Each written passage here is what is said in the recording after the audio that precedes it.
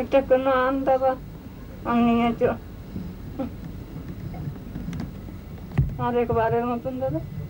আর আমরা উঠতে পারছি না দাদা, তখনটুকু পাচ্ছি, এখন পাচ্ছি না।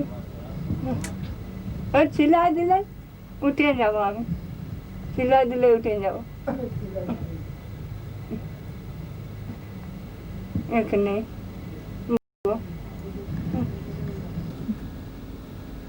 দাদা আর সবসময় যাওয়ার ইচ্ছা, আবার হাসপাতাল যাবো, আবার হাসপাতাল দাদা শুধু ওই ওই বলছি। দেবে আরেকবার, আর ডাক্তারবাবুকে দেখবে দেখবে দেখবে আরেকবার দেখা হবে, আর আমি কিছু বলবো না। না দেখালে আমার জীবনটা ওইখানে যেমন যায়।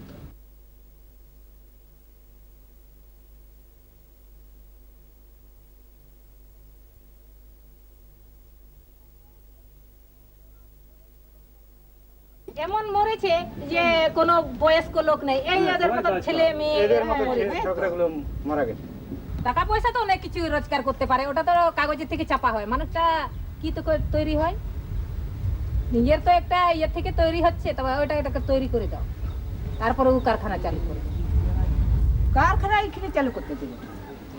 ওই পাথর ভাঙা কারখানা, পাথর ভাঙা তৈরি করতে। ভাঙা যদি পুলিশ টুলিশও নেই, এমনি তো আমাদের জীবন যাচ্ছে, আমাদের লড়াই করে জীবনটা জীবন।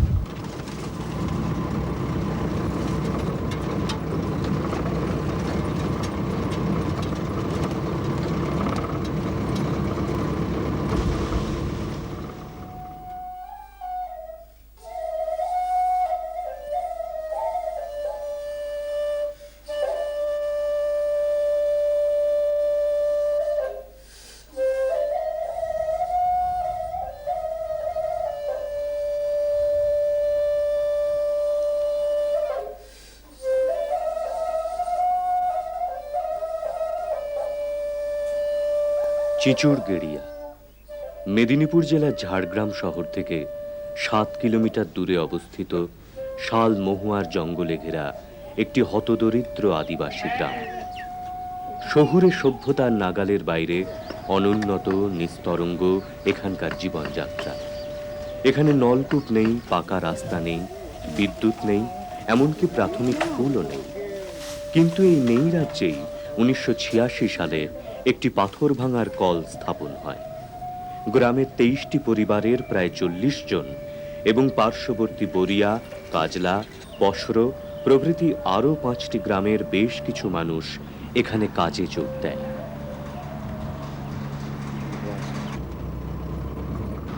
যখন প্রথম ফ্যাক্টরিটা স্টার্ট হয়, বুনিয়াদ তাড়া হয়, তখন তো আমরা ঠিক জানিনি যে এই কেশার মারা ফ্যাক্টরি হবে, সত্যি তো আমরা জানি।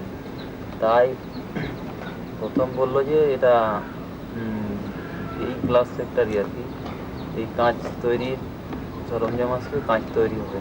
তারপরে দেখলাম যে এই বেলপাহাড়ি থেকে আস্তে আস্তে গুটি দিয়ে নিয়ে এলো, কাটা পাথর নিয়ে এলো, সাদা পাথর দিয়ে আনতে দেখলাম যে এগুলো ভাঙতে স্টার্ট করার পর দেখলাম যে লোক আর কি সামনাসামনি গ্রামের লোকগুলা খেটে খাওয়া লোক, তো পয়সা কড়ি দরকার, তাই ভালো ভেবেই তারা কাজ করতে স্টার্ট করতে প্রায় 2-3 বছর কাজ করতে করতেই তারা শরীর অসুস্থ হয়ে পড়ছে। একজন দুজন মারা যাওয়ার ফলেও কাজ চলছে, কিন্তু করতে করতেই আবার মধ্যিখানের লোক যে ভাবলো যে মারা যাচ্ছে কেন মানুষ, বুঝতে ঠিক পারেনি, তাও কাজ করছে। পয়সা দরকার তো, গরিব লোক, খেটে খাওয়া মানুষ। তারপরে পরে দেখা গেল যে যারা যারা কাজ করছে সবাই মারা যাচ্ছে, সেই ভয়ে তারা আর কাজ করলো না।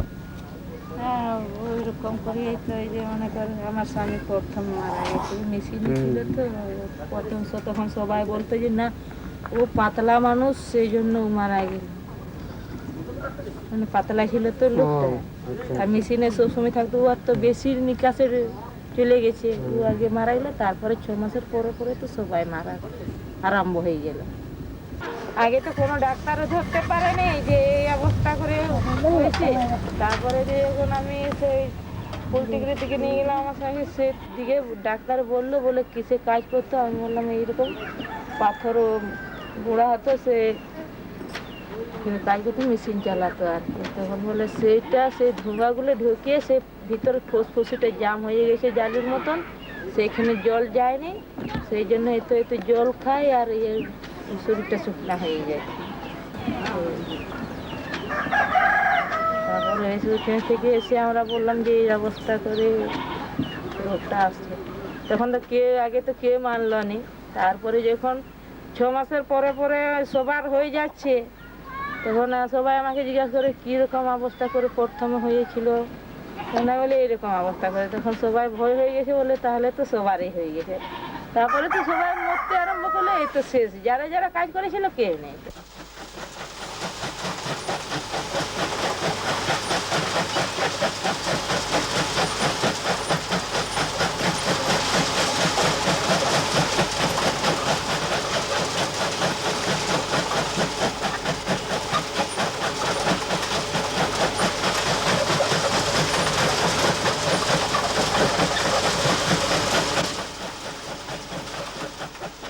সিলিকোসিস একটা নিউমোকনিসিস।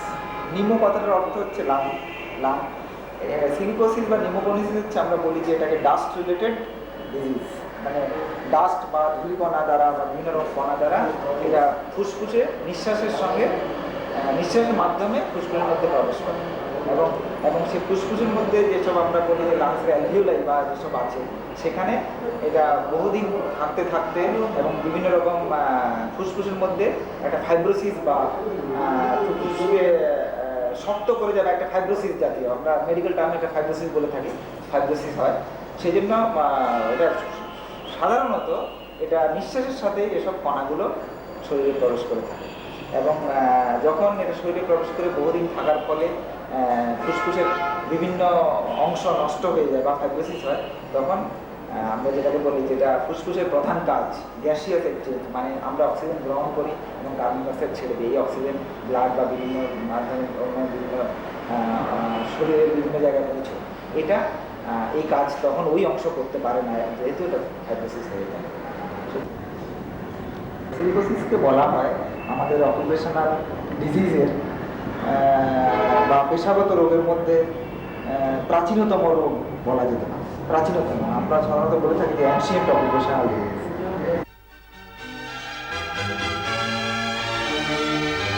মানুষের তৈরি এই রোগটির প্রথম উল্লেখ পাওয়া যায় প্রাচীন মিশরে খনিতে কর্মরত দাসেদের মধ্যে। পরবর্তীকালে সভ্যতা, সিলিকোসিস ও মৃত্যু পাশাপাশি বেড়ে উঠেছে।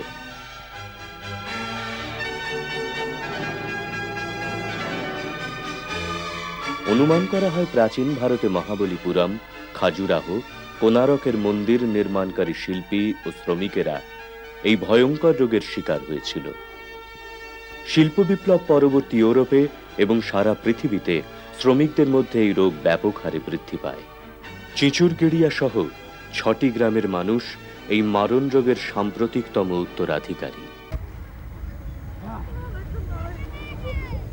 কারখানায় কাজ করতেন প্রথম থেকে? কি কাজ করতেন ওখানে? পাথর ভাঙা আর ওই যে মাল চালা, মাল বহা।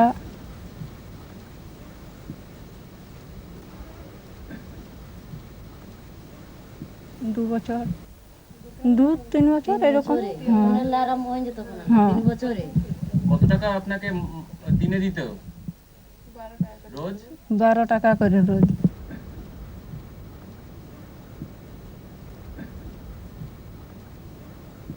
আপনি শরীর খারাপ হতে লাগলো কবে থেকে?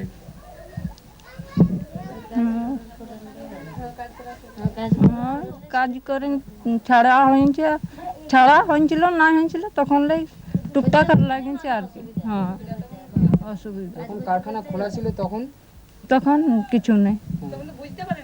কারখানার মধ্যে কি ওই ধুলো ঢুকতো? হ্যাঁ, সারাদিন। আপনার মুখে কিছু দিতেন না চাপা? মুখে কি চাপা, গামছা বাঁধা থাকতো, তো গামছা তো পার হয়ে যায়, নাকে তো বোঝাই যায় না। ওখানে কতক্ষণ কাজ করতেন? সন্ধ্যা পর্যন্ত।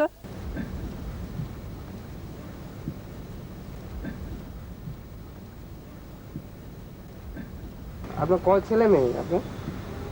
3টে মেয়ে একটা আছে। এখন এখন কি আপনার শরীর খারাপ একটু নাকি? হ্যাঁ, কি হয়? ওই যে কাশি ছাতি ব্যথা ব্যথা করে? কি রাত্রেবেলায় হয় নাকি? রাত্রেও দিনে।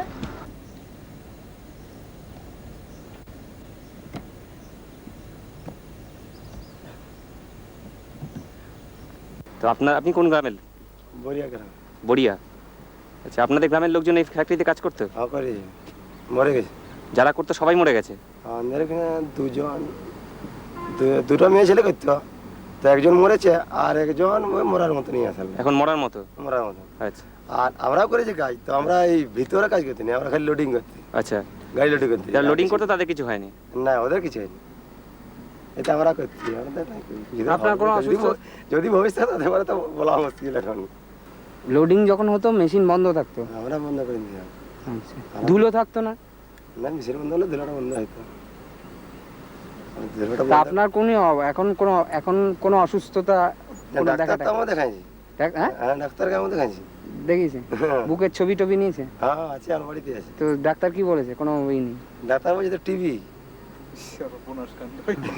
আপনার টিভি হয়েছে? হ্যাঁ, আমি এখনো তো ওষুধ খাচ্ছি। 92 জানুয়ারি থেকে গ্রামবাসীদের মৃত্যু শুরু হয়, কিন্তু মাত্র 7 কিলোমিটার দূরের শহরে খবর পৌঁছায় 1 বছর পরে। চিচুরগেরিয়ায় প্ল্যান্টেশনের কাজে এসে একজন বন দপ্তরের অফিসার প্রথম গ্রামের মানুষের এই দুর্দশার ঘটনা আবিষ্কার করেন।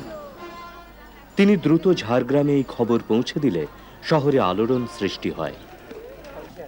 1993-এর মার্চ মাসের শেষে অর্থাৎ 26শে মার্চ প্রথম খবরটা পেলাম। ওটা দিলেন Jhargram forest range officer Jagannath Sinha এবং আদিত্য রায়, যে এই এলাকাতে টিউবারকিউলোসিস অর্থাৎ টিবিতে মানুষ মারা যাচ্ছে এবং 14 জন লোক তখনই মারা গেছে। ব্যাপারটা শুনে চমকে উঠেছিলাম। সেদিন ওদের অফিসে প্রেজেন্ট ছিলাম আমি এবং ডক্টর জ্যোতির্ময় চক্রবর্তী। তো অবাক হয়ে যেতে হয় যে টিউবারকিউলোসিসে এই যুগে 14 জন মানুষ মারা গেল, টিউবারকিউলোসিস এপিডেমিক হয়ে উঠলো, অথচ এখানকার সাবডিভিশনাল হেলথ বা গভর্নমেন্টের হেলথ অ্যান্ড হাইজিনের যে সমস্ত উইংগুলো আছে তারা কেউ কিছু জানলো না এবং আমরাও জানতে পারলাম না। তারপরে খোঁজ খবর নিই, গ্রামের লোকে জানায় যে না, কারখানায় এসে ঢুকি আমরা। কারখানায় এসে ঢুকতে যেখানে আশপাশে যারা কাজ করছিল তারা জানায় যে এখানে পাথর ভাঙা হয়, পাথরের গুঁড়ো করা হয়। পাথরটা আসে আমাদের এই এলাকা থেকে পশ্চিম মেদিনীপুরের বেলপাহাড়ি, বাঁশপাহাড়ি বা বাঁকুড়ার ঝিলিমিলি, বেশ কিছুটা আসে সিংভূম থেকে, আর এই থেকে আমাদের ময়ূরভঞ্জ থেকে এই পাথরটা আসে। পাথরটার নাম হচ্ছে কোয়ার্টজাইট। কোয়ার্টজাইটের গুঁড়ো থেকে যেটা তৈরি হয় সেটা হচ্ছে এই ডাস্টটা চলে যায় এখান থেকে রিসরা অ্যালকালিতে। তা রিসরা অ্যালকালিতে যাওয়ার পর এটা থেকে কাঁচ তৈরি হয়, গ্লাস। তো সিরামিক ফ্যাক্টরিতে এই গুঁড়ো ডাস্টটা কাজে লাগে। এই পাথরটা প্রথমে এখানে ভেঙে নেওয়া হতো একটা ক্রাসারে। এটা ক্রাসারটা এইখানে ছিল, পরবর্তীকালে কোনো কারণে যায়নি, এটাকে ফিট করেছে এরা। আর ভেতরে গ্রাইন্ডার আছে। বড় পাথরটাকে ভেঙে ছোট ছোট এই ধরনের গুটি তৈরি করে নেওয়া হতো, ছোট ছোট জাস্ট এই টাইপের বিট তৈরি করে নিয়ে এটা ভেতরে চলে যেত গ্রাইন্ডারে। গ্রাইন্ডারে গিয়ে এটাকে গুঁড়ো করা হতো। গুঁড়িয়ে নিয়ে সেটাকে ব্যাগে ভরা হতো। লোকজন কাজ করতো। আমার যা দেখা সেটা হচ্ছে কারো মুখে কোনো গ্যাস মাস্ক নেই। ওই হিউজ স্মগের মধ্যে একদম সাদা ধপধপে হয়ে গেছে লোকজন। ভেতরে তো সাদা স্মগ উঠছে, বাইরে তো উঠছেই, আর দেয়ালগুলো সাদা ওই ডাস্টে ঢাকা পড়ে আছে এবং কোনো পলিউশন মেজার এরা নেয়নি। গ্রাইন্ডার যে দুটো ছিল বা ক্রাশারটা, দুটোই কিন্তু ওপেন কাস্ট মেকার, কোনো ওয়াশারই নেই, জল দিয়ে ধুয়ে দেওয়ারও কোনো ব্যবস্থা নেই। পলিউশন মেজার সম্বন্ধে কথাবার্তা হয়, এরা বলে না এরকম কোনো ছিল না। মালিকের সঙ্গে পরে কথা বলি, তিনি বলেন যে না, আমাদের এখনো পলিউশন মেজার আমরা নিইনি। ইদানিংকালে আমরা পলিউশন কেয়ার অ্যান্ড কন্ট্রোল বোর্ডকে লিখেছি পলিউশন এগেনস্টে সার্টিফিকেট দিতে, আর কি পিসিসিবির কাছে লিখেছি যে নো পলিউশন সার্টিফিকেটের জন্য। তা গ্রামের লোকের সঙ্গে কথাবার্তা বলে এসে আমি ফার্স্ট নিউজ করি, সম্ভবত সেটা 2রা এপ্রিল 1993 নিউজটা প্রথম কাজটা বেরোনোর পর। দ্বিতীয় দিন এসে আমি যখন ওনাকে মালিককে পাই, সুভাষ সোমানিকে, অর্থাৎ এই কারখানার মালিক হচ্ছে কলকাতার সুরেন্দ্র খনিজ। এখানে একজন কেয়ারটেকার মালিক আছেন মিস্টার সুভাষ সোমানি, তিনি এখানে প্রেজেন্ট ছিলেন। তাকে প্রশ্ন করেছিলাম যে আপনার এই এলাকার কারখানার পলিউশন হচ্ছে প্রচণ্ড, পলিউশন থেকে আশপাশের লোকজন মারা যাচ্ছে, যারা এখানে ওয়ার্কার্স কাজ করতো বা গ্রামের লোকজনও প্রচুর লোক এফেক্টেড।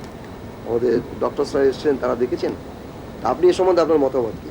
তিনি বলছেন যে না না, এখানে কেউ লোকজন বিশেষ এইভাবে মরেনি, মদ হারিয়া খেয়ে লোক মরছে। কাজটা এখানে যারা কাজ করে সেটা হার্ড লেবার, বা গ্রামের লোকেরা হার্ড লেবার করে, এরা পেট ভরে খায় না, মদ খায়, মদ এবং হারিয়া খেয়ে লোক মরছে।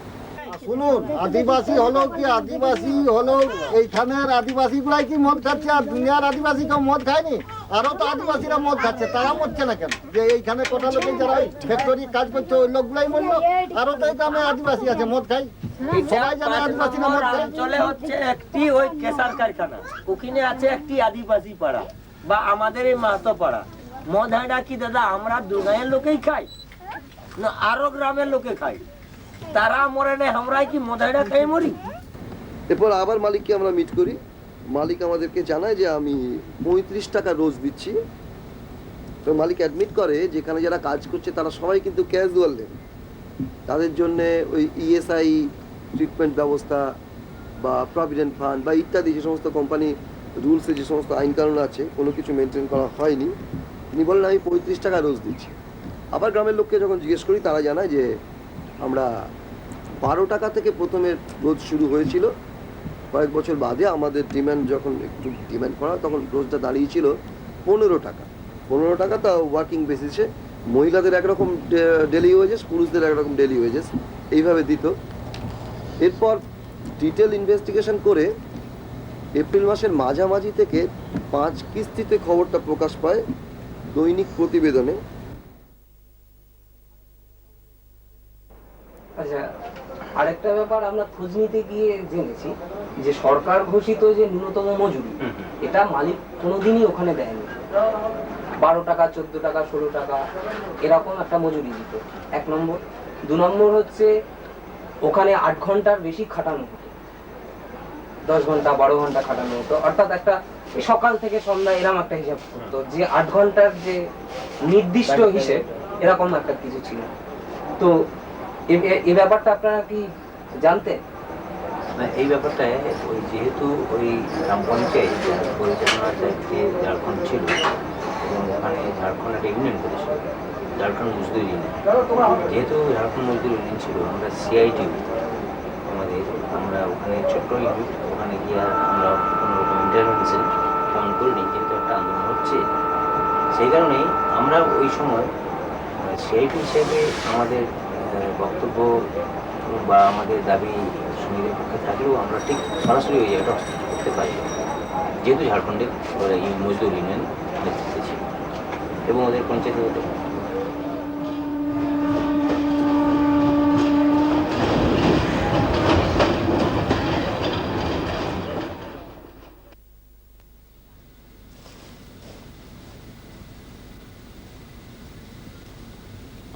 জমির অনুর্বরতার দরুন চাষবাস এখানে ভালো হয় না, তাই সারা বছর এখানকার মানুষ হন্যে হয়ে কাজ খোঁজে। ফলে মেদিনীপুরের এই অঞ্চলগুলোতে সস্তা ও অদক্ষ শ্রমের অঢেল জোগান, আর তার উপর ভিত্তি করেই গড়ে উঠেছে বেশ কিছু ক্ষুদ্র শিল্প, যার মধ্যে রয়েছে 35টি পাথর ভাঙার কল। এই পাথর কলগুলোর প্রত্যেকটি জেলা শিল্প কেন্দ্রের রেজিস্ট্রেশন প্রাপ্ত। এদের উৎপাদন সম্পর্কিত যাবতীয় খোঁজ খবর রাখবার দায়িত্ব জেলা শিল্প কেন্দ্রের।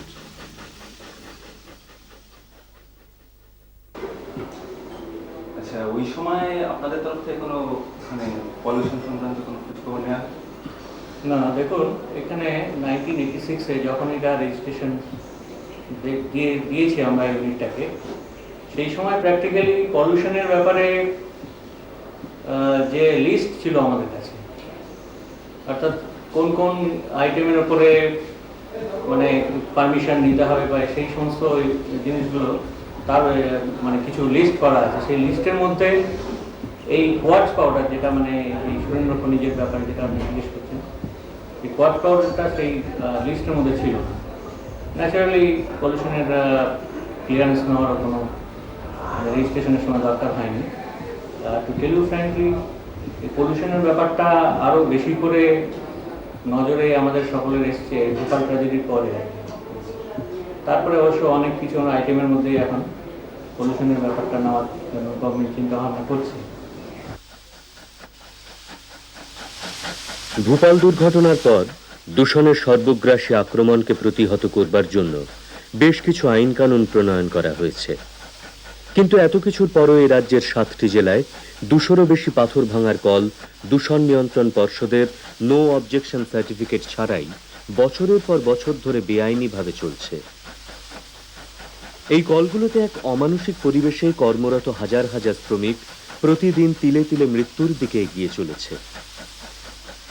শুধু পাথর ভাঙার কল বা খাদানেই নয়, এই মুহূর্তে এদেশের লক্ষ লক্ষ শ্রমিক সুতোকল, চটকল, রাসায়নিক কারখানায়, সীসা গলানোর কারখানায়, কয়লা খনিতে এবং আরও অজস্র শিল্পে অসহনীয় পরিবেশে কাজ করতে করতে চিরস্থায়ী ক্ষতির শিকার হচ্ছে। কিন্তু পরিস্থিতি যথেষ্ট অগ্নিগর্ভ হওয়া সত্ত্বেও দূষণজনিত কারণে পেশাগত রোগে আক্রান্ত শ্রমিকদের ব্যাপারে সর্বস্তরে রয়েছে এক অস্বাভাবিক নীরবতা।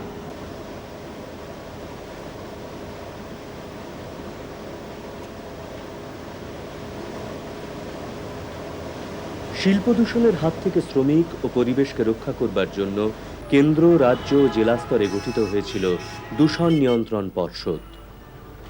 কিন্তু এ ব্যাপারে সর্বোচ্চ ক্ষমতা সম্পন্ন হওয়া সত্ত্বেও পর্ষদের ভূমিকা নিধিরাম সর্দারের মতো। পশ্চিমবঙ্গে যে এতগুলো শিল্প ইউনিট রয়েছে আর আপনাদের যে পরিকাঠামো, তাতে এই সারা পশ্চিমবঙ্গের শিল্প ইউনিট তার দূষণ ইত্যাদি ব্যাপারে নজরদারি করার পক্ষে কি যথেষ্ট? একদম সমস্ত পশ্চিমবঙ্গে যা শিল্প সংস্থা আছে তার 10 ভাগ শিল্প সংস্থাকেও নজরদারি করার পক্ষে আমাদের বর্তমান পরিকাঠামো ঠিক নয়। ঠিক নয় কেমন বলছি দেখুন, আমাদের এখানে যারা কোয়ালিফাইড ইঞ্জিনিয়ার্স আছে, কেবলমাত্র কোয়ালিফাইড ইঞ্জিনিয়ার যারা ইন্সপেকশন করতে পারে, যাদের ইন্সপেকশনের উপর ভরসা করা চলে, সেটা হচ্ছে 18 জন। এবং আলটিমেটলি কতটা দূষণ হচ্ছে এটা মাপা হয় ল্যাবরেটরিতে, যেখানে সায়েন্টিস্ট তিনি বসে মাপবেন জল এবং ধোঁয়াতে কতটা দূষণ সে ছড়াচ্ছে। সেখানে একজন মাত্র সায়েন্টিস্ট আর কয়েকজন মাত্র কেমিস্ট, সমস্ত পশ্চিমবঙ্গ। তারপরে হচ্ছে শয়ে ইন্ডাস্ট্রি, তারা কোনো ব্যবস্থা নিচ্ছে না, তার বিরুদ্ধে আমাকে আইনগত ব্যবস্থা নিতে হবে। একজন ল অফিসার, একজন অ্যাসিস্ট্যান্ট ল অফিসার, এই পরিকাঠামো নিয়ে দাঁড়িয়ে আছে।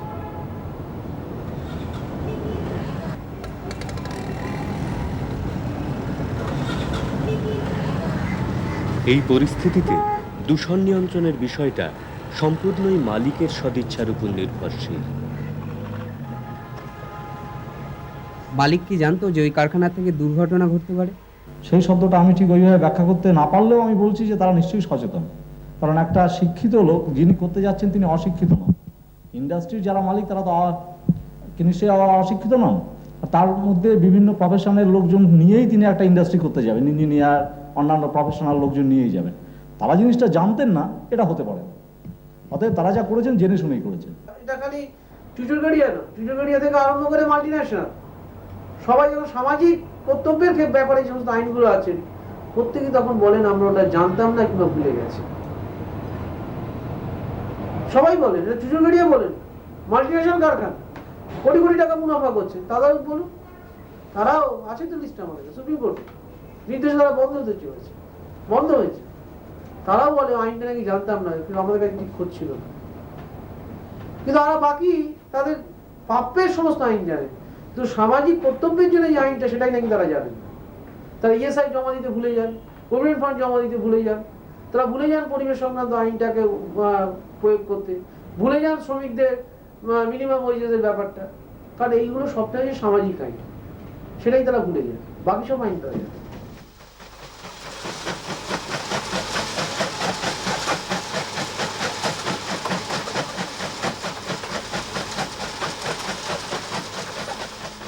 ধরুন 2 বছর আগে আপনারা জানতে পেরেছেন, কিন্তু ওখানে কারখানা বন্ধ করবার কোনো সরকারি নোটিশ আজ অব্দি দেওয়া হয়নি।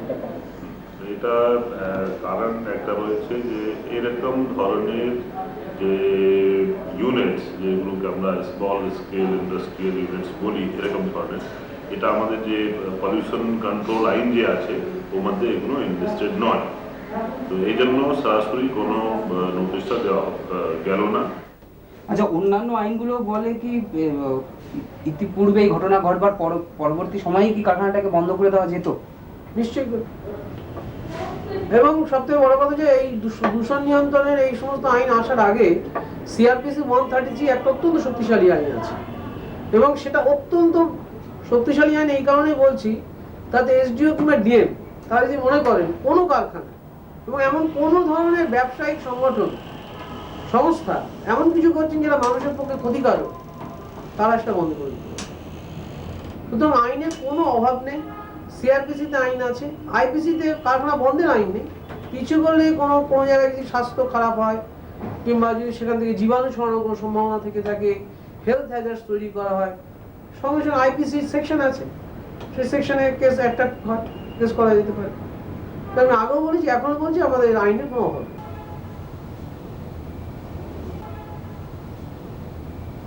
সংবিধানে নাগরিকদের বাঁচার অধিকার, যেটা আর্টিকেল 21, এই বাঁচার অধিকারের সঙ্গে পরিবেশ দূষণ বন্ধে নাগরিকদের পরিবেশ রক্ষার যে বিষয়টিকে যুক্ত করা হয়েছে, সেটা যতটুকু রয়েছে, আমার বক্তব্য এখানে স্পষ্টত, যতটুকু সাংবিধানিক অধিকার আইনগতভাবে স্বীকৃতি পেয়েছে এবং সেই আইনে যতটুকু অধিকার দেওয়া হয়েছিল, প্রয়োগকর্তা হিসেবে যারা আছেন, দূষণ নিয়ন্ত্রণ পর্ষদ রাজ্য স্তরে বা কেন্দ্রীয় স্তরে বা রাজ্য সরকারের পরিবেশ দপ্তর,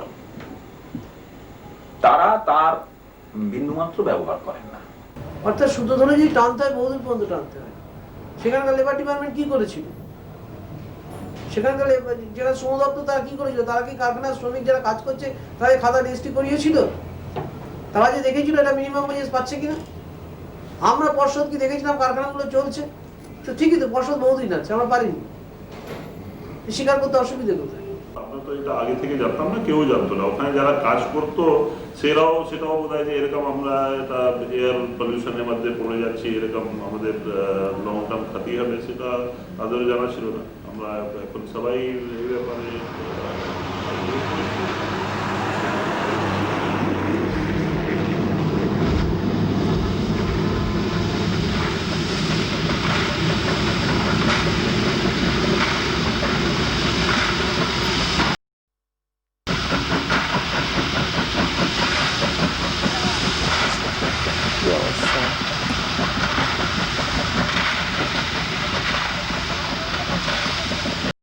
আমরা দেখলাম যে মালিককে বললে চলবে না, এবার কিছু আমাদের গায়ের জোর দেখিয়ে তাকে বন্ধ করতেই হবে। তখন আমরা গ্রামের সবাই গিয়ে বন্ধ করলাম।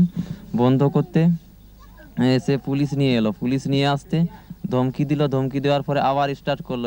না, আমরা যেটা শুনেছি সেটা হচ্ছে যে গ্রামের লোকজন, চিচুরগেরিয়া গ্রামের লোকজন যখন বুঝতে পারলো যে কারখানার থেকেই লোকজন মারা গেছে, তখন তারা গিয়ে কারখানায় তালা লাগিয়ে দিয়েছিল। আচ্ছা, এটা হয়েছিল সামান্য, ওটা ক্ষণস্থায়ী। কেন ক্ষণস্থায়ী হলো কেন এটা? এখন শুনুন, এই দেশের লোকালিটির ভিতরে তো হাই লেভেলের যোগাযোগ খুব কম। সত্যি কথা বলতে কি, যে এরা যে ওই বুর্জুয়া পার্টির যারা কারখানা মালিকরা সরকারের সঙ্গে হাত মিলিয়ে বা যেই মাত্র একটা প্রোটেকশন নিচ্ছে পাবলিক, এই মাত্র হাই লেভেল থেকে ওরা যোগাযোগ করে আবার সাথে। এই হাই লেভেলটা কি কারা? কারণ আমরা আজকাল প্রধান পঞ্চায়েতকে দেখেছি, ওইটার ক্ষেত্রে আমরা বহুবার, আমি নিজে ব্যক্তিগত হিসাবে পোস্টার চিঠি দিয়ে এসেছিলাম, জানেন, মৃত্যুর পরিপ্রেক্ষিতে মানে কারখানা বন্ধ, তাতে ওখানকার 5 নম্বরের প্রধান নিজে এসে খুলে দিয়ে চলে গেল। তো কি করবেন, সেখানে তার মালিক এসে গেল, মালিক মানে পঞ্চায়েত এসে ফ্যাক্টরি খুলে দিয়ে গেছে, খুলে দিল, বলছে ওসব কোনো ইয়ে নেই। নিজে আসি আমার বাড়িতে এসে ধর্ণা দিয়েছিল, জানেন, আমার বাড়িতে এসে বললো কি, বলছে নন্দকে ডাকা না, কেন বন্ধ করবে আমার ফ্যাক্টরি? পঞ্চায়েত প্রধান বলছে? হ্যাঁ বলছে, তার মালিক এসে ডাকছে, কল করছে, আমাকে ডাকছে, তারপরে ওরা টাকা পাচ্ছে, আমাকে ধমক দিচ্ছে। তাহলে আমি কি করে যাবো বলুন? এই কোন পথে আগাবো? কিছু তো একটা গাইডলাইন দরকার আছে, আমার সাপোর্ট দরকার আছে। এখন ওই প্রধানই ধরুন, ওই প্রধান আমার এলাকার মানুষ, আমরাই নির্বাচিত করেছি। একদিকে আমরা ভোটার দিয়ে নির্বাচন করে প্রধান তৈরি করছি, আর একদিকে আমাদের কিন্তু প্রশাসন থেকে তারা অর্থনৈতিক যে কোনো বিষয়ে তারা আমাদেরকে আবার শোষণ করছে। আমাকে তো ওর প্রধানের এগেনস্টে গেলে আমার তো বিপদ আপদ কিছুটা আছে, অসুবিধা কিছু থাকতে পারে। তো এরকম ক্ষেত্রে আমরা একদম নীরব হয়ে আছি, নিশ্চয়ই আছে। আমরা ওখানে শুনেছি যে ধরুন সিপিএম, ঝাড়খণ্ড পার্টি, পুলিশ, প্রশাসন, এই সবার সঙ্গে মালিক আতাত করে এই কারখানা আবার খুলেছিল। তখন না, খোলার পক্ষপাতে আমি তো এখানকার প্রধান, আপনি লোকালকে জিজ্ঞেস করুন, আমি কিন্তু কোনো মতে মদত দিইনি বা কারখানার জীবনে আমি যাইনি। কিন্তু এরম শোনা গেছে যে প্রধান মানে এই কারখানা লোকে গিয়ে যে কারখানা বন্ধ করে দিল, স্বতঃস্ফূর্তভাবে গিয়ে বন্ধ করে দিল, তারপর যখন আবার কারখানা খুললো, এই কারখানা খোলবার পেছনে প্রধানেরও না, এটা আমারও মনে হয় অসম্ভব।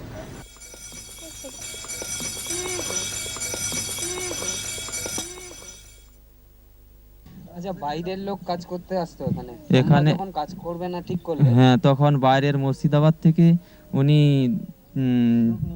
10-12 জন করে লোক নিয়ে আসতো, এক শিফটি যেত, আবার অন্যগুলা নিয়ে আসতো 10-12 জন করে। এই 40 দিন কাজ দিত তাদেরকে, 40 দিন কাজ করতো, আবার অন্যগুলোকে নিয়ে আসতো, উল্টানাই কাজ হতো আর কি। তখন তোমরা এই বাইরের লোকদের কিছু বলোনি? তখন তাদের আমরা বাধা দিতাম যে ভাই আপনারা তো সেই খেটে খাওয়া মানুষ, আর আমরাও খেটে খাওয়া মানুষ, এই ফ্যাক্টরি কাজ করলে তোমরা কেউ জীবিত থাকবে না, সবাই আমাদের পাড়ার মারা যাচ্ছে এবং এখনো আক্রান্ত হয়ে আসছে, তোমরা আসছো কেন? বলছে পেটের জ্বালায় আসছি, এইবার মতন কাজ করি 40 দিন আমরা চলে যাব। ওইভাবে আসে আর যাই, ওই করতে করতে চলে গেল প্রায় 6-7 মাস। 93-এর গোড়ায় ঝাড়গ্রাম শহরের সুরেন্দ্র খনিজকে বন্ধ করবার দাবিতে প্রচার শুরু হয়। স্থানীয় কয়েকটি স্বেচ্ছাসেবী সংস্থা ও কোয়ার্ক বিজ্ঞান পত্রিকার কর্মীরা মিছিল, পথসভা ও গণস্বাক্ষর সংগ্রহ করে। 18 ফেব্রুয়ারি শহর ও গ্রামের মানুষ মিলিতভাবে মহকুমা শাসকের কাছে একটি ডেপুটেশন জমা দেয়। একটা কথা বলছি, সেটা হচ্ছে কি, ডেপুটেশনের সময় কিন্তু গ্রামবাসীরা স্বেচ্ছায় যোগদান করেছিলেন এবং বেশ কিছু অসুস্থ মানুষ, যেমন ফুলমণি মান্ডি সে নিজে এসেছিল, তারপরে বাদল এসেছিল, রাম হাসদা এসেছিল, বেশ কিছু অসুস্থ মানুষ এসেছিল এবং তারা বুঝতে পেরেছিল যে আমাদের এটা সংগ্রাম করেই আমাদের জিততে হবে। ওই মালিক, ওই খুনি পাথরকল আমাদেরকে খুন করেছে, এর ব্যাপারটা প্রতিবেদন আমাদের নিজেদেরই করতে হবে। শুধুমাত্র শহরের লোকেরা আসবেন, শহরের লোকেরা আসবেন, তারা আমাদেরকে বলবেন আর আমরা আমাদের সঙ্গে যাবো, ব্যাপারটা এরকম নয়। ব্যাপারটা হচ্ছে গিয়ে তারা এই যে প্রতিবাদ করা দরকার, এটা তারা নিজেরাই বুঝতে পেরেছিলেন এবং সোৎসাহে তারা আমাদের সঙ্গে এসছেন, এই দুটোর কাছে ডেপুটেশন দিয়েছেন।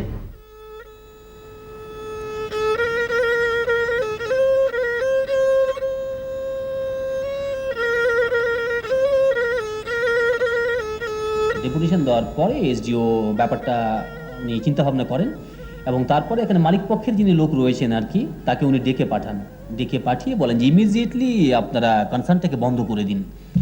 তো সেই কনসার্ন বন্ধ হয়েছে।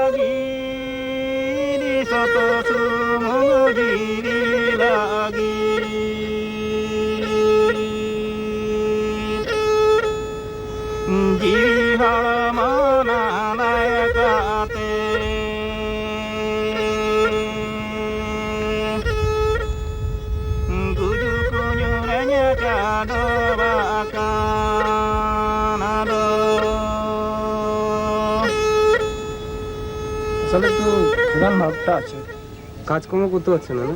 কতদিন কাজ করতে পারছেন? বোধহয় আজ 4 বছর হতে। 4 বছর কোনো কাজ করতে পারছে না। ওই কারখানার কাজ ছাড়বার পর থেকে সংসার চলে কি করে? বউ খাটাখাটি করে, আর কোথায় কি করে চলবে। আপনি কাজ করেন? হ্যাঁ, কি মাঠে? মাঠে জমিনে, তারপরে বাজার চলে যায়, আমরা কাজ করবার ছিল, একাই করতে হচ্ছে এখন। ডাক্তার দেখিয়েছেন? ডাক্তার দেখলেও ডাক্তার দেখছে, হাসপাতালে আমরা দেখা আছি। হাসপাতালে ডাক্তার কি বলেছে? ভালো হবে, তারপরে বলছে এখন ভালো হবে না, বলছে জাম হয়ে গেছে। কোন ডাক্তার? হসপিটালে? মজুমদারকে দেখা। মজুমদার কি বলেছিল?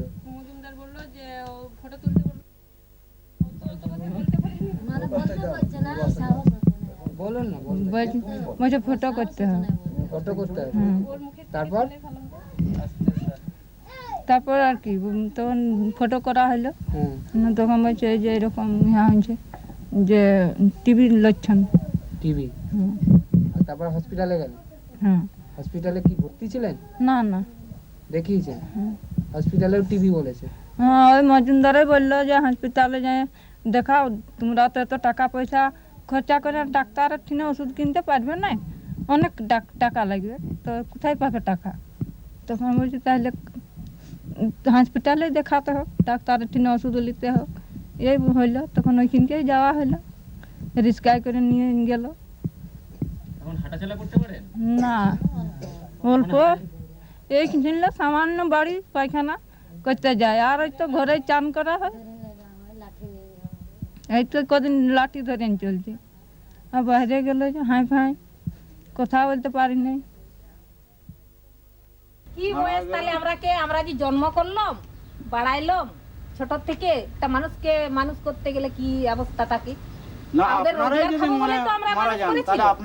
তাদের রোজগার আমরা খেতে পারলাম না, তাদের দুঃখ নিয়ে আমাদের শরীর নষ্ট হয়ে গেল, আমাদের ভবিষ্যতের সংসার নষ্ট হয়ে গেল। তাও বলছে খুলবো, খুলুক। কেমন করে খুলবে? ইয়ার একটাই মেয়ে, ই এখন খাবে কি? ওর ছেলেও নাই, মেয়েও নাই।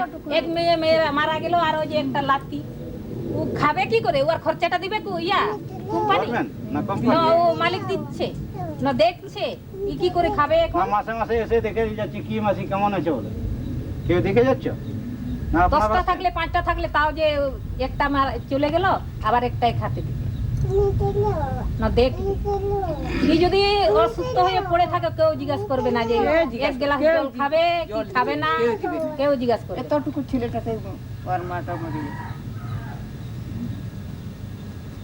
এখন ওর ছেলে যে কি করে বাড়াবো সেটা এখন কে দিচ্ছে? এখন তুমি এখন কি করবে, তারপরে ছেলেটা কি হবে সেটা চিন্তা তো কে করছে?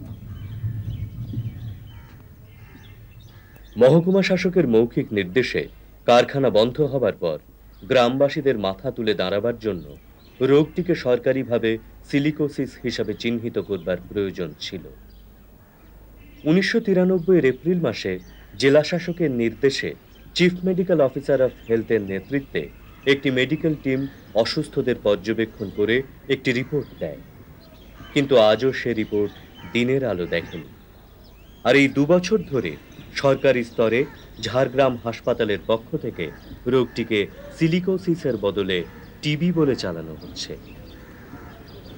আজ অব্দি কেন মেডিকেল টিমের রিপোর্ট এসডিওর কাছে বা আপনাদের কাছে এসে পৌঁছবে না? এটা যদি সেভাবে বলা হয় তাহলে ঠিক নেই। আমি যেটা বললাম যে এই ইউনিটগুলো এরকম ইন্ডাস্ট্রিজ পলিউশন কন্ট্রোল আইনের মধ্যে পড়ে, সেরকম ছিল না। এবং আপনি জানেন যে এই পলিউশন হঠাৎ দুম করে বা একদিন এই এফেক্ট হয় না, এটা স্লো পয়জনিং মতন। তো সেভাবে এখন যারা এফেক্টেড হয়েছে তাদের ভালোভাবে না দেখে এমনি বলা যেতে পারে না এটা সিলিকোসিস বা অন্য কোনো, এই তথ্যগুলো কালেক্ট করা হচ্ছে। এখনো আমরা পেলাম না, কারণ এগুলো এইভাবে বলা যায়। আচ্ছা, আপনারা এই রোগটাকে সরকারিভাবে কি সিলিকোসিস বলছেন? না। কেন? যতক্ষণ ওটা সঠিক এক্সপার্টসরা বলবে না, আমরা তো এইভাবে বলবো না। সেটা আবার যাতে ভুল একটু দেরি হোক, কিন্তু ভুল তথ্য বলা যাবে।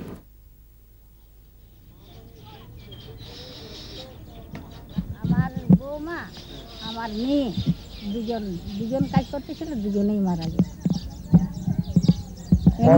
প্রথম থেকে কাজ করতে ওখানে জমিতে খোলা ছিল? হ্যাঁ, প্রথম থেকে। তাহলে এমনি আমার গতরটা গেছে বাবা, ওই চিন্তাই আমার গতরটা চলে গেছে। ছেলেটাকে মানুষ করবো না, তার চিন্তাই থাকবো, বউদার চিন্তা থাকবো না, মেয়েদের চিন্তা থাকবো, এরকম একটা এরকম, একটা এরকম, আর একটা এরকম, একটা মেয়ে আর 3টা ছেলে। তা তো আমি আসছিলি মাত্র 400 টাকা দিচ্ছি। আর দিইনি। বলি শ্রাদ্ধ ঘর করবো, আমার মেয়ে তো তোমার এইখানে কাজ করে করে মরেছে, আমাকে 1000 টাকা দাও। 1000 টাকা দিলাম, মাত্র 400 টাকা দুজন। মালিক দিয়েছে? হ্যাঁ মালিক দিয়েছে, মাত্র 400। দুজন মারা গেছে, মাত্র 400 টাকা দিয়েছে। তাহলে আমার কি হবে? আর ছেলেকে মানুষ করবো না, তার ওদের শ্রাদ্ধ ঘর করবো। আপনি এখন কাজ করেন? আমি কোথায়, আমি বুড়া মানুষ, আমাকে কে লাগাবে? সংসার কিভাবে করছে? সংসার চলে কিভাবে? কিভাবে চলে? ওই 1-2 বিঘা আছে, সেইটাই চলে। যা হয় আর যা হয় ফ্যান বাদ করে খাওয়াই। হ্যাঁ, সরকার থেকে কিছু করেনি? না, সরকারে তো কিছু দিচ্ছে না বাবা। আপনারা বলেছিলেন হ্যাঁ, লোকের কাছে? হ্যাঁ বলেছি। কি বলেছিলেন? হ্যাঁ বলি যে আমার নাতিকে খেতে দেন, খোরাক দেন, কি করে মানুষ করব। এটা তার ইয়ে তো মালিক তো দিচ্ছে না, বলে না আর দিতে হবে না, এই হলেই হয়ে যায়। তাহলে আমার সংসার কি, ছেলেগুলা কি করে মানুষ করব, সেইটাই আমার চিন্তা। আমার কি দেখছো না, আমার স্বাস্থ্যটাই দেখছো না, চিন্তায় আমি মরে যাচ্ছি। চিচুরগেড়িয়া গ্রামের বেশিরভাগ পরিবারের মূল রোজগারের সদস্যরা মারা গেছেন। তাদের পরিবারে বাচ্চা ও বুড়োরা থেকে গেছে, অনেকে এখন অসুস্থ হয়ে রয়েছেন। সেক্ষেত্রে তাদের জন্য আপনারা মালিককে ক্ষতিপূরণ দিতে বাধ্য করছেন না কেন? দেখুন, একটা কথা, এই প্রশ্নটা খুব প্রশ্ন। আমাদের এখানকার যে লোকালিটির ভিতরে অনেকগুলো পার্টি ফিলিংস করছে। এক পার্টি যদি গিয়ে সেটা মুভ করছে, আর পার্টি সেখানে জবাব দিচ্ছে, সম্ভব হয়নি। মানে আপনারা গিয়ে মালিককে বলেছিলেন যে আপনি ক্ষতিপূরণ দিন, কিন্তু অন্য পার্টি দিচ্ছে। অন্য পার্টি বলতে? অন্য পার্টি হয়তো অন্যান্য জন বামফ্রন্টের শরিক দলরা আছে, তারা বাধা দিয়েছে, বা কংগ্রেসের শরিক দল আছে, তারা বাধা। আর যে মালিক সে কংগ্রেস করে। চিচুরগেড়িয়ার পাথর ভাঙা কারখানা থেকে এতগুলো লোক মারা গেছে, তো আপনারা যে কারখানার মালিকের বিরুদ্ধে ক্ষতিপূরণের মামলা করছেন না? হ্যাঁ, ক্ষতিপূরণের মামলা করছেন না কেন? আমরা এটা তো আমরা করতে পারি না, এটা তো তাকেই করতে হবে যে ক্ষতিগ্রস্ত। না, যেহেতু তারা অসংগঠিত, তারা আসলে আমার প্রশ্নটা সেই কারণে, যেটা হচ্ছে যে আপনাদের হয়ে তো কাউকে মামলাটা করতে হবে। সে করতে হবে, সেটা তাদের মোটিভেট করা। মোটিভেট আমরা করতে পারি, কিন্তু তাদের মামলা করার মতো আর্থিক সংগতি আছে কিনা নেই। বেশিরভাগ ক্ষেত্রে কোনো ইউনিয়ন ছিল না, তো তারা ছিল না, সংগঠন সত্যি নেই, সতর্ক করে সজাগ কিছু না লাগে। দেখেছেন জায়গাটা খুব কিছু না লাগে। আর সত্যি কথা বলতে কি, এটা তো একদিনে এই পলিউশনের ফলে কিন্তু লোক মরে যায়, লোকগুলো মরে যায়। এটা একটা ধারাবাহিক প্রক্রিয়ার মধ্যে দিয়ে লোকটার অবস্থা এই হয়েছে, যার ফলে সব করে তো অ্যাকশনটা তো সঙ্গে সঙ্গে হয়নি যে ধরে ফেলবে। 84 সালে ভূপালে এরকম একটা দুর্ঘটনা হয়েছিল, 2500 লোক এক রাত্রে মারা গেছিল। এই নিয়ে খুব হইচই হয়েছিল, তো ওখানে তো ক্ষতিপূরণ দিয়েছে। হ্যাঁ দিয়েছে, ভোপালে যে দুর্ঘটনা দারুণ হয়েছিল। তো এখানে কারা বাধা দিচ্ছে বলুন তো? শুনুন, বাধার ব্যাপারটা হচ্ছে কি জানেন, মালিক একটা, ধরুন এখানকার পরিস্থিতিটাকে হচ্ছে কি, মালিক এখানকার যারা নেতা নির্বাচিত হয়েছেন, যারা লিডিং করছেন, তারাকে হাতের মুঠোর মধ্যে রেখেছে। আচ্ছা, এবং প্রশাসন পুলিশ প্রশাসন ফোন এলো করলে পুলিশ এসে যাচ্ছে। আচ্ছা, দিয়ে এখানকার মানুষ, ধরুন আমি ধরুন 5-7 জন নিয়ে যদি কিছু বক্তব্য করতে যাই, আমাকে পুলিশের ধমক দেখানো হবে। আচ্ছা, গিয়ে তাকানো হলো কি, তারাও যদি সেই নেতাকে ডেকে নিয়ে বলে ছেড়ে দেন, আপনি চালিয়ে যান, আমরা সেটা বুঝি না। আমরা তো যে কোনো খেটে খাওয়া মানুষের আন্দোলনের পক্ষে। আর আপনি তো এই যে দূষণের কথাটা বললেন, কিন্তু যে প্রশ্নগুলো করছেন সব পলিটিক্যাল প্রশ্ন। পলিটিক্যাল কোয়েশ্চেনগুলোর কারণটা কি আমার তো ক্লিয়ার হতে পারছে। পরিবেশ দূষণের বিরুদ্ধে আমরা ঠিক আছে, কিন্তু প্রশ্নটা যে অসংগঠিত মানুষকে সংগঠিত করতে চাই আমরা, আবার কলকারখানা বন্ধ হয়ে যাক পরিবেশ দূষণকে নিয়ে বাড়াবাড়ি করে, সেটাও আমরা ভাবি। এই ঘটনাটা ঘটে হচ্ছে আন্তর্জাতিক আদিবাসী বর্ষ ছিল 92 সালে, ঠিক আছে? তারপরে ধরুন আপনাদের একটা মূলত আদিবাসী অধ্যুষিত পার্টি, আপনাদের ঝাড়খণ্ড পার্টি, তো আপনারা কেন এই ব্যাপারটা নিয়ে লাগাতার কোনো প্রচার বা লাগাতার কোনো লড়াই করেননি? যেখানে আপনাদের অন্যান্য ইস্যু নিয়ে অনেক লড়াই আছে, আপনাদের ভোটের লড়াই আছে, আপনাদের অন্যান্য লড়াই আছে।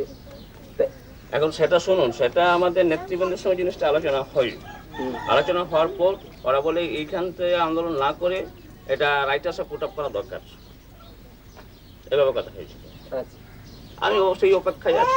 এখন আমি তো রাইটার্স যেতে পারবো না, যা সম্ভব নয় আমার পক্ষে।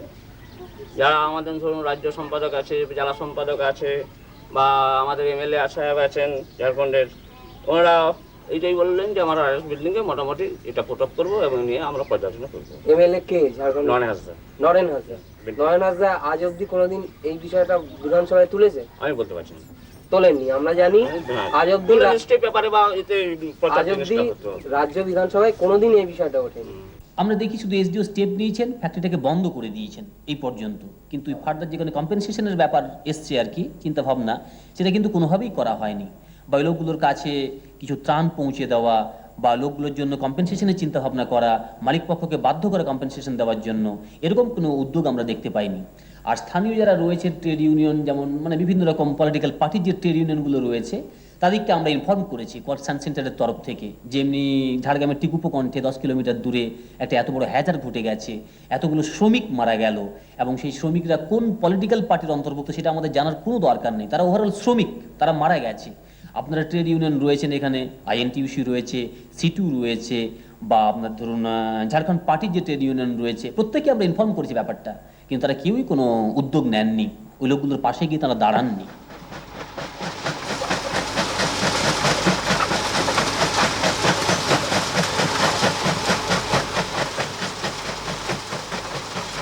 এক্ষেত্রে তো মানে একটা স্পষ্ট জায়গায় আমাদের পৌঁছতে হবে, সেটা হচ্ছে উন্নয়ন কাদের জন্য, কার জন্য, এবং এই উন্নয়ন কার পক্ষে যাবে। কারণ এখানে যে ডেভেলপমেন্টের মডেল অথরিটি বা আজকে স্টেট বা আজকে সরকারগুলো যেভাবে উন্নয়নের মডেলকে তারা রাখছে, এখানে এই ব্যাপারটিকে গুলিয়ে দেওয়ার চেষ্টা হচ্ছে।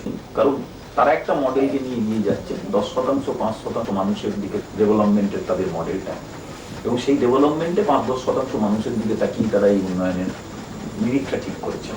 এবং স্বাভাবিক কারণে এই উন্নয়নের যে মডেল পরিকল্পনা, তাতে ওই সবুজ গ্রামের আদিবাসী মরবে, আদিবাসীর ওই মানুষগুলো বা গ্রামাঞ্চলের গরিব মানুষ বা শহরাঞ্চলের সেই খেটে খাওয়া মানুষ, তাদের কারোরই দিকে তাকানো হবে না।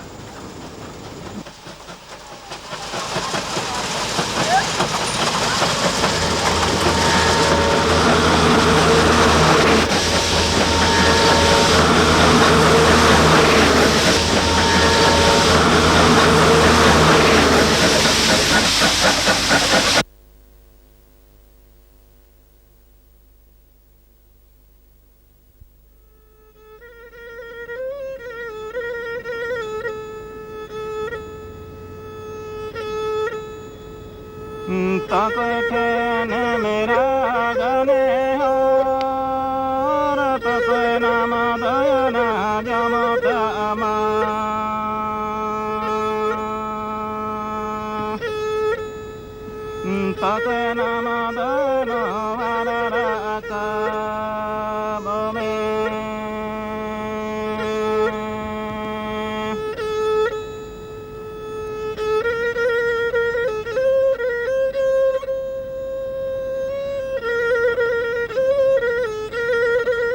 চিঁচুর কেরিয়ার গল্প এখানেই শেষ।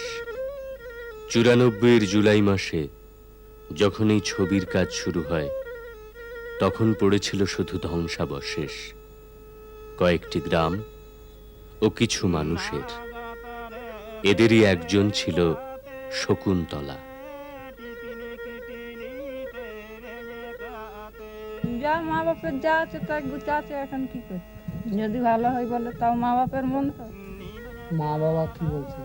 মা বাবা বলছে যদি টেকাতে পারি ছানাকে, ওষুধ খেলে যদি বাঁচি তাহলে। এখন তো এই তো ওষুধ খাচ্ছি, তো কই ওষুধ খাই খাই গায়ে গরম হয়ে গেল।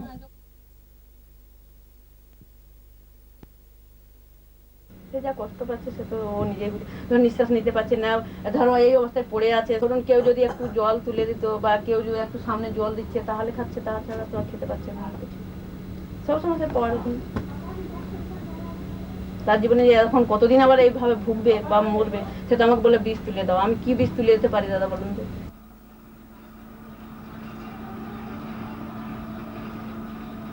একটা কারখানা খুলে এত এত গরিব মানুষ কি 2 পয়সা রোজগারের জন্য গেছিল, অন্যের অভাবের জন্য গেছিল। তো সে যদি এইভাবে এত এত লোক মারা গেল, এটা কি আর এটা খুন করে? এটা সোমানি বাবু আছেন? সোমানি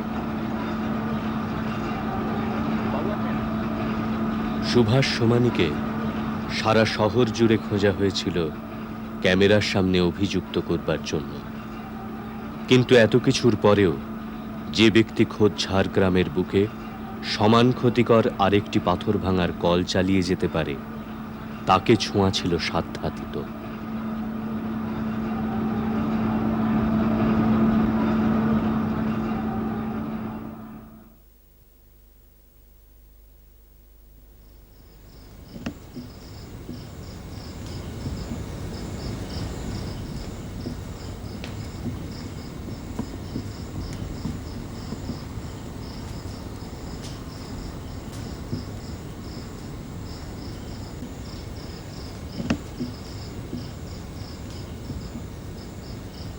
এর 2 দিন বাদে শকুন্তলা মারা যায়। তবুও এখানেই শেষ হয়নি। শেষ কোথায় তাও জানা নেই। শুধু চিঁচুর গেড়িয়া এখন পড়ে রয়েছে 23তম মৃত্যুর প্রতীক্ষা নিয়ে।